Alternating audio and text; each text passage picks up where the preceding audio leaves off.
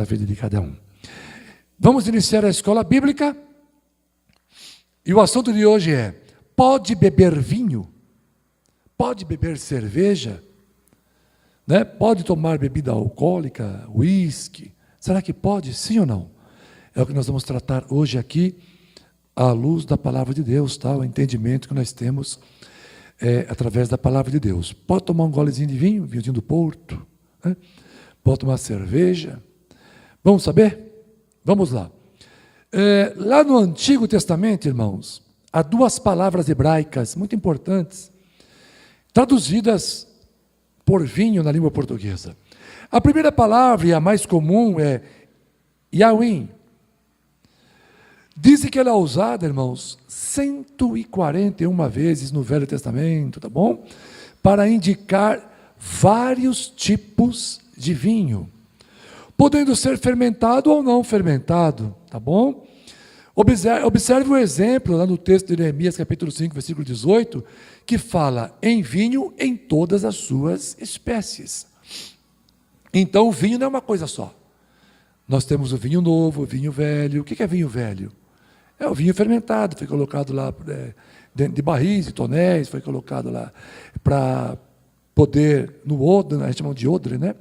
Nos odres, para poder fermentar, e assim ele formar um teor alcoólico, não confundir com o teor alcoólico de hoje, porque os vinhos de hoje, conforme os entendidos, ele tem um acréscimo de álcool.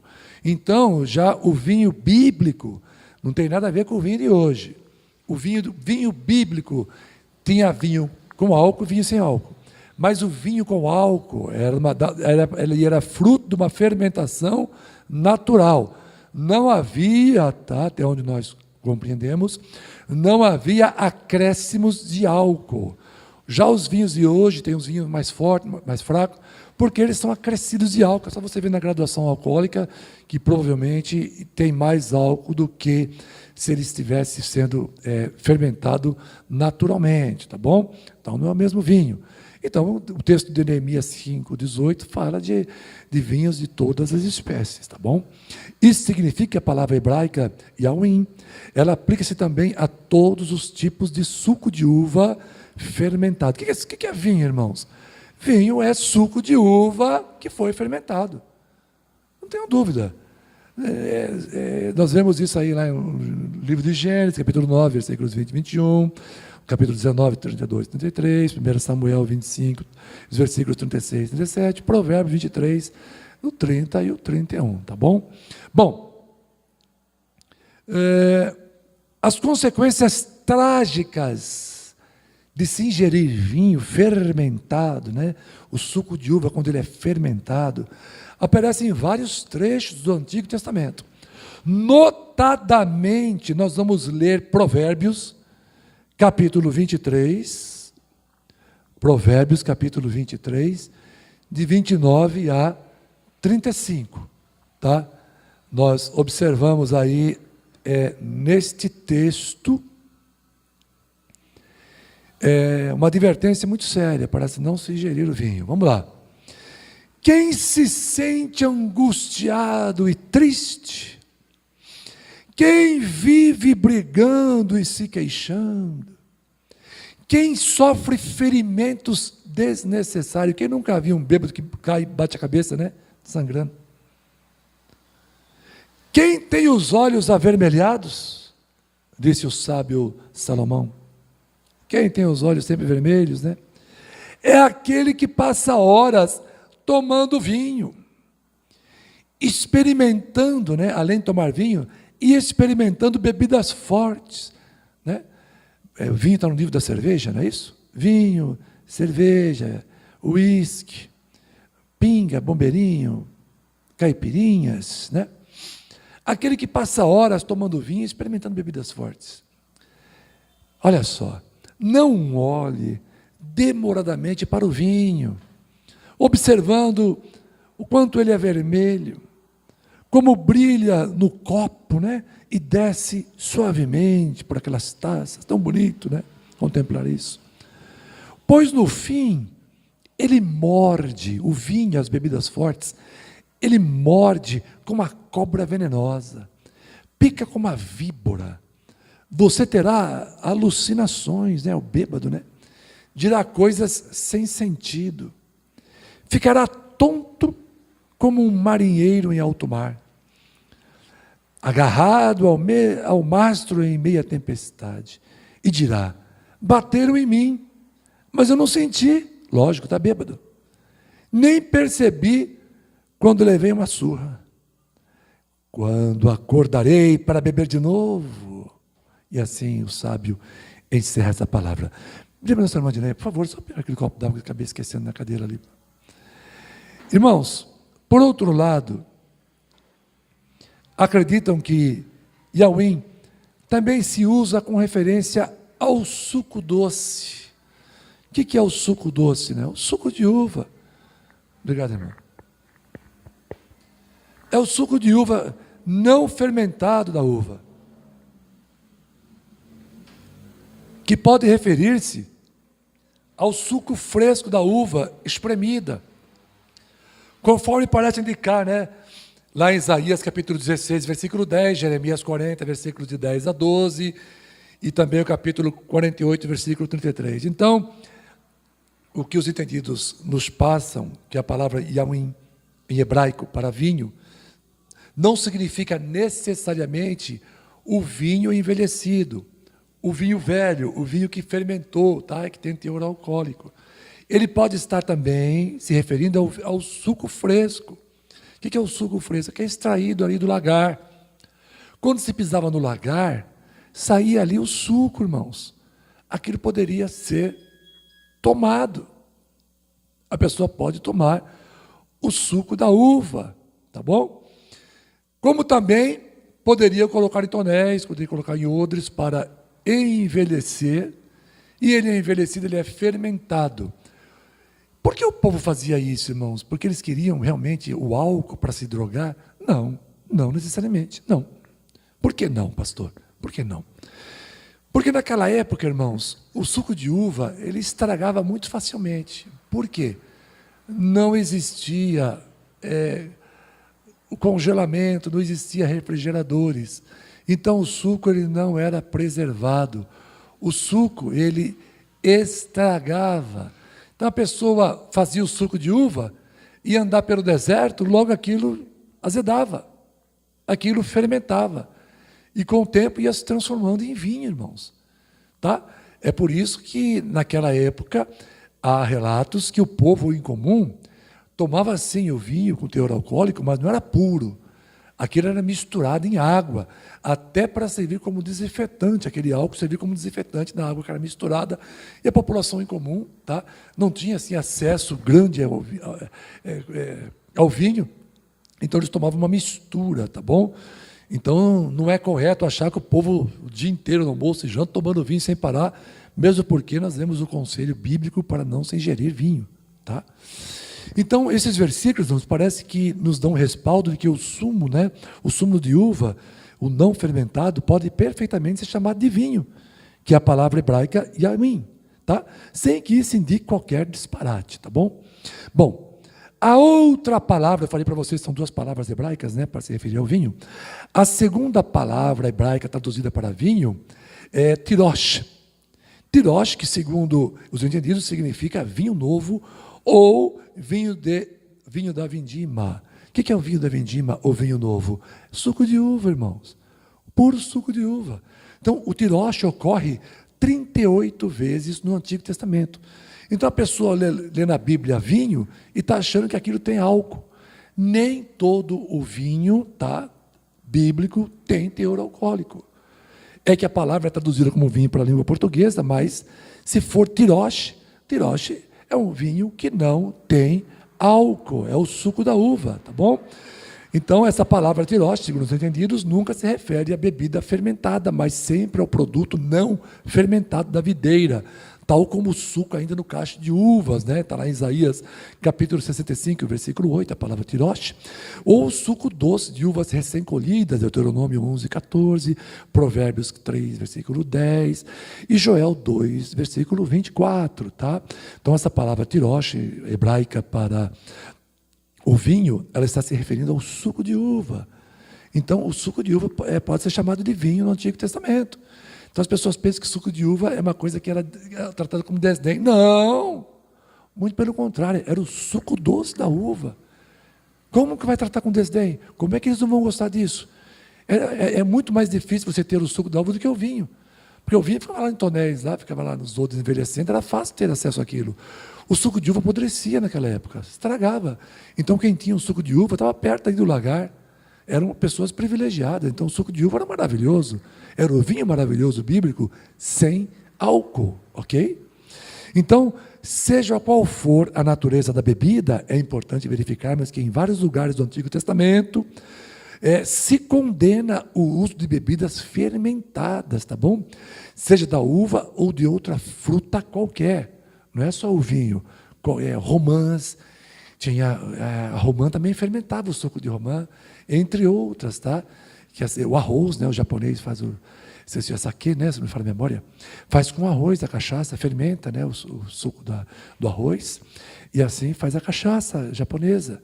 Então a Bíblia condena essas coisas. Não está isso aí, pastor, escrito aí, Levítico, capítulo 10, 9 a 11, Provérbios, capítulo 20, versículo 1, os capítulos de Provérbios 23 também, de 29 a 35, tá bom? E o capítulo 31 de Provérbios também, de versículos de 4 até 7, tá bom? Bom, vamos para o vinho no Novo Testamento. Bom, a linguagem do Novo Testamento empregada para a palavra grega se referindo a vinho é oinos, tá? Então a palavra hebraica é oinos. Essa palavra, irmãos, pode referir-se a dois tipos bem diferentes de suco de uva. O suco não fermentado e o suco fermentado. Então a palavra oinos em grego, ela tanto pode se referir ao suco de uva, o não fermentado sem álcool, como um fermentado. Mas os espertinhos, quando lê a palavra vinho no Novo Testamento, no Velho, logo traduz para o vinho fermentado, que tem álcool. Por quê? Porque esses irmãos cachaceiros querem tomar uma. Então ele lê aquilo lá, ele não quer saber de falar de suco de uva, ele quer falar, não, está liberado, está aqui, está escrito aqui. Tá? Bom, ele que vale da mesma maneira para a palavra hebraica, irmãos, Yahweh, do Antigo Testamento, que nós já observamos, já falamos que Yahweh tanto vale para o suco de uva como para o vinho com álcool. E a palavra oinos no grego, também segundo entendidos, tanto vale para o suco de uva como para o suco fermentado de uva, que a gente chama de vinho também. Tá?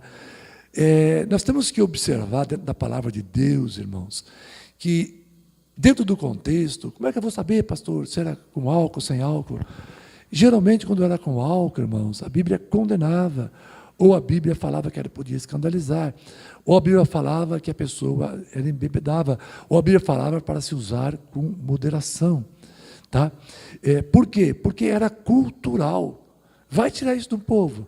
Vai falar para o brasileiro tomar café. O que a gente fala hoje? Toma um café com moderação, tem muita cafeína, pode fazer mal. Agora fala para o brasileiro que não pode tomar café nenhum. Complicado, né? Algumas coisas Deus tolerava no Velho Testamento, e as coisas foram mudando a partir do Novo, tá bom? Não é que Deus fala, bebam vinho, tá bom? Não é isso, as pessoas bebem porque era cultural o vinho, o suco de uva estragava e acabava bebendo de uma forma ou de outra. Mas o crente ele tem que ter sabedoria, tem que procurar na Bíblia se realmente é da vontade de Deus que o crente seja cachaceiro, que o bebo tome esses vinhos, essa pinga vermelha aí, né? Irmãos, observe no Antigo Testamento a abstinência total do vinho fermentado, tá? Que era uma regra para aqueles que buscavam um mais alto grau de espiritualidade. Era um nível de consagração muito alto. Vamos ver se Deus ele realmente desejava que aquelas pessoas que entravam na presença dele entravam com um bafo de onça aí de vinho, ou de cerveja, ou de pinga, seja lá o que for. Vamos ver. Levítico capítulo 10, versículos de 8 a 11. Vamos ver se Deus realmente ele deseja que aquelas pessoas que se consagram a Ele tomem um goró. Vamos ver. Então o Senhor disse a Arão: você e seus descendentes jamais deverão beber vinho. Será que eu preciso repetir? ou qualquer outra bebida fermentada. Estão entendendo o contexto aqui, irmãos? Deus não está proibindo o suco de uva. Jamais deverão beber vinho ou qualquer outra bebida fermentada. Aqui o texto está deixando claro que esse vinho aqui é fermentado. Não se trata do suco de uva, tá bom? E aí Deus continua. Antes de entrar na tenda do encontro. Se o fizerem, se tomar vinho, beber cerveja, beber mosto, qualquer bebida alcoólica, se fizerem isso, morrerão. Essa é uma lei permanente para vocês e deve ser cumprida de geração em geração. Estão entendendo, irmãos? Deus proibia que os sacerdotes bebessem uma gota de vinho sequer. Eles não podiam beber nem uma gota. Se bebesse uma gota de vinho, era pecado, ia morrer. Pegasse uma gota de vinho, pusesse na boca, entrasse na presença de Deus e caia morto. Morria. Porque Deus falou, não bebam vinho. Não entrem na minha presença bebendo vinho. Não apareçam perto de mim bebendo vinho. Não façam isso. No Novo Testamento, irmãos, todos os crentes são conclamados a viver à altura do mais alto padrão de espiritualidade. Então, se Deus não permitia que os sacerdotes tomavam cachaça, bebiam vinho, se apresentassem a Ele, por que no Novo Testamento é diferente? Mas eles eram sacerdotes. Eles eram sacerdotes? E o que a Bíblia fala dos crentes? Vocês foram feitos reis e sacerdotes, irmãos. Somos feitos sacerdotes. Essa proibição de vinho, está lá João capítulo 2, versículo 3, Efésios 5, 18, 1 Tessalonicenses capítulo 5, versículo 6, Tito capítulo 2, versículo 2, tá bom? Pastor, mas tomar assim moderadamente. Irmãos, aquilo era cultural. Dentro da nossa cultura, o crente que bebe escandaliza. Não bebemos nem culturalmente, mas nós somos brasileiros. Você está acima de ser um cidadão brasileiro. Você é um cidadão do céu. A nossa cultura é outra. A nossa pátria é outra. Além do mais, Paulo faz questão de citar a embriaguez, né? Como sendo uma conduta grave o suficiente para excluir a pessoa do reino de Deus. Está lá em 1 Coríntios, capítulo 6, versículo 10. Os cachaceiros, os que ficam tomando uma aí, não vai entrar no céu. Muitos que apreciam o álcool, irmãos, eles gostam de citar quando Paulo recomenda um pouco de vinho para um problema do estômago de Timóteo. Pastor, mas como um pouco de vinho eu posso, porque até Paulo falou para Timóteo, toma um pouco de vinho aí, isso quer dizer que Paulo não tomava. Se Paulo falou, tome um pouco de vinho para o seu estômago, é porque ele não tomava nem um pouco. Havia abstinência. Vou explicar por que havia abstinência de vinho. Tá? Mas, então, por que ele mandou o Timóteo tomar um pouco de vinho por causa do estômago? Irmãos, desde quando o álcool faz bem para o estômago? O álcool não presta para o estômago, nem para quem tem hiperacidez gástrica, nem para quem tem gastrite. Provavelmente, irmãos, Timóteo tinha gastrite, uma úlcera. Mas então, pastor, aí Paulo manda o cara tomar vinho, pastor. Vai piorar a situação dele. Irmãos, isso é a medicina da época. Vamos ler, vamos entender isso aí, né? Eu li num estudo coreano, irmãos, que demonstrou que as antocianinas, o que é antocianinas? Antocianinas, elas estão presentes no suco de uva. Na verdade, elas vêm da casca da uva, tá? Aquilo que dá coloração, aquele tom vermelho, tá?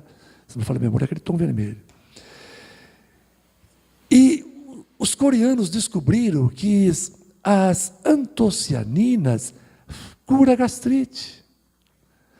Então, as antocianinas, esses pigmentos pertencentes ao grupo das flavonoides, são bastante presentes na casca da uva. Então, não é o álcool do vinho que faz bem para o estômago, é o suco de uva, é o vinho sem álcool, é o vinho novo. O que é vinho novo? Vinho novo é aquele que não foi colocado para envelhecer. Então, por que você acha que Paulo mandou Timóteo tomar vinho velho? Tomar vinho com álcool para curar o estômago? Ia piorar a situação, irmãos. Ia tomar vinho ia ficar pior. Mas Paulo pode muito bem ter mandado tomar o vinho novo. É que a palavra grega oinos não fala se é novo ou se é velho. Né? Mas dentro do contexto, Timóteo já sabia que era o vinho novo. Por quê? Porque eles não sabiam disso, talvez, né? Mas a antocianinas, ela cura, tá? Ela protege o estômago, inclusive, contra a gastrite, que deveria ser o problema que Timóteo estava sofrendo. Portanto, irmãos, caso seja essa enfermidade tratada por Paulo, é muito provável que o vinho oinos era, na verdade, vinho sem álcool. Conseguido, como é que Paulo conseguia o vinho sem álcool? Se ele não estava perto de alguém fazendo uva, do lagar. Como é que ele conseguia? Fácil. Fervendo. Se você ferver o vinho, o álcool evapora. Você torna a ter ali o suco de uva, com um amargor do vinho, tá? Aquele jeitinho do vinho. Mas volta a ser suco de uva. Se você pegar um vinho do Porto, né? E colocar para ferver, põe na panela, põe para ferver, o álcool vai evaporar. Você terá ali vinho, mas não tem mais teor alcoólico. Então, como é que você sabe que aqui naquela época eles não ferviam aquilo para tirar o álcool? E tomava, o nome era o mesmo, oinos. Mas não significa que tenha o vinho ali, tá bom? Então, nós temos que tomar muito cuidado antes de dizer que aquele vinho tinha álcool. Como Paulo iria recomendar bebida alcoólica para quem está com problema no estômago, irmãos? Tenha dó. Não parece fazer sentido, não é mesmo? Então, aos nossos irmãos cachaceiros, pode tirar o cavalinho da chuva, isso não funciona. Né? Irmãos entre aspas, né? Porque se for cachaceiro não vai entrar no céu. Você não vai beber e achar que você vai para o céu. Tá bom? Ah, mas eu bebo moderadamente. Irmãos, como é que o cachaceiro se tornou um cachaceiro?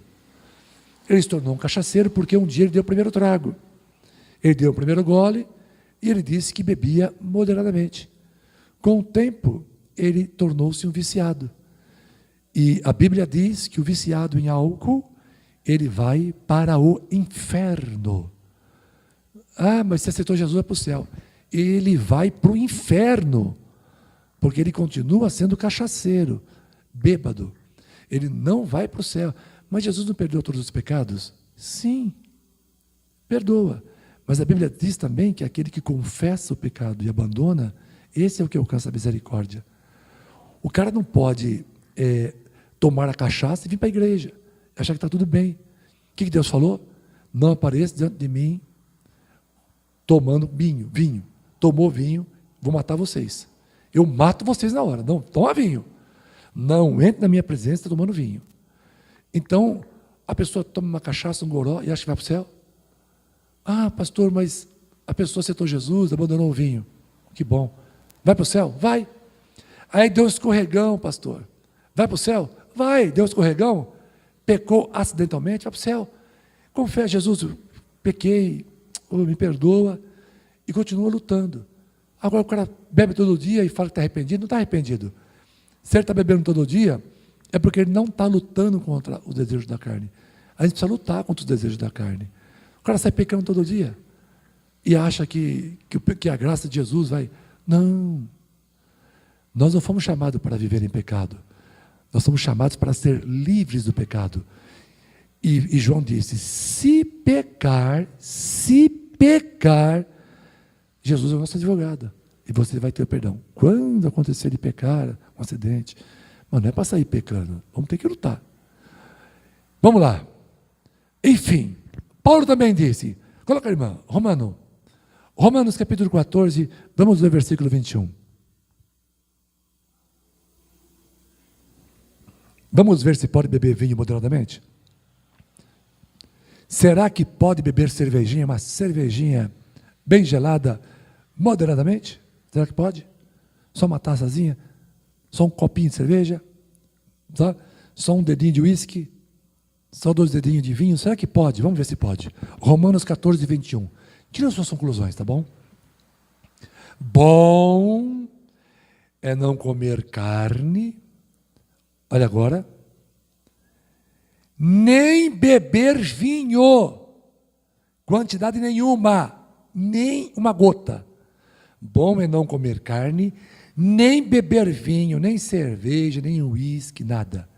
Nem fazer outras coisas em que teu irmão tropece, ou se escandalize, ou se enfraqueça. O que Paulo quer dizer? No Brasil, se você comer carne, você está escandalizando a igreja? Hoje eu comi um pedacinho de carne, tá, Dileia? Não.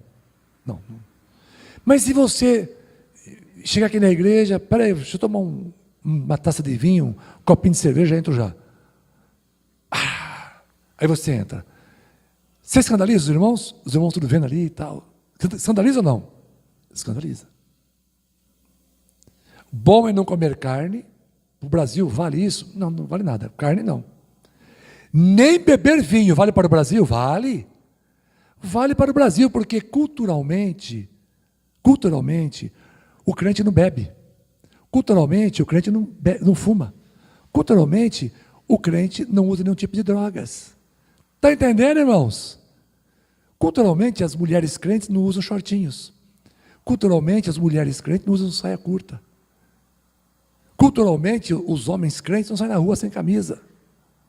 Não ficam nos bares tomando cerveja, nem cachaça, nem rabo de galo, nem bombeirinho, nem nada disso. Então, se o crente faz isso, escandaliza. Aí Paulo falou, bom é não comer carne, para nós não vale nada. Bom é não beber vinho, e nem fazer qualquer coisa que faça o seu irmão tropeçar, escandalizar ou enfraquecer. Tá? Uma frase muito usada no Brasil, se dirigir, não beba.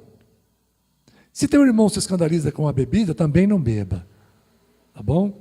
Ou seja, tome suco de uva integral, que não tem como errar, irmãos. Não gosta de suco de uva, toma um chazinho, tá bom? O álcool não é um líquido inofensivo. Pensem nisso. Amém, irmãos? Espero que esse estudo bíblico tenha te ajudado, tá? Para o nosso entendimento, da nossa igreja, a Igreja Batista Renovada do Jardim Brasil, nós não bebemos nada, nem vinho, nem... mas pode pôr vinho, pastor, para fritar a carne? Pode, irmão. Pode pôr cachaça para fritar a carne? Pode. Por que pode, pastor? Porque o álcool vai evaporar no fogo. Mas não faça um bife mal passado, não tente me enganar.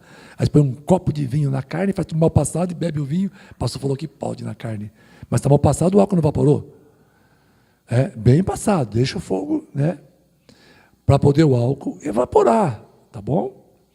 Não estou falando sobre tempero, vinho como tempero, cachaça como tempero, não é isso que eu estou falando, porque o álcool evapora. O que eu estou falando, o problema é comprar isso, né? Que também é um problemão. Vai no supermercado comprar cachaça para temperar, o que vai acontecer? O irmão pode ver e falar, achar que você está bebendo. Então não compre cachaça nem para temperar. Tá? Então, irmãos, espero que esse estudo bíblico tenha te ajudado. A gente precisa sempre fazer coisas para agradar ao nosso Deus. Tá? Não vamos escandalizar os nossos irmãos por causa de um prazer de um copo de vinho, tá bom, irmãos? A nossa vida espiritual, a nossa comunhão com Deus é muito mais prazerosa. Experimente embriagar-se do Espírito Santo, como ensinou o apóstolo Paulo. Vamos orar? Vamos encerrar então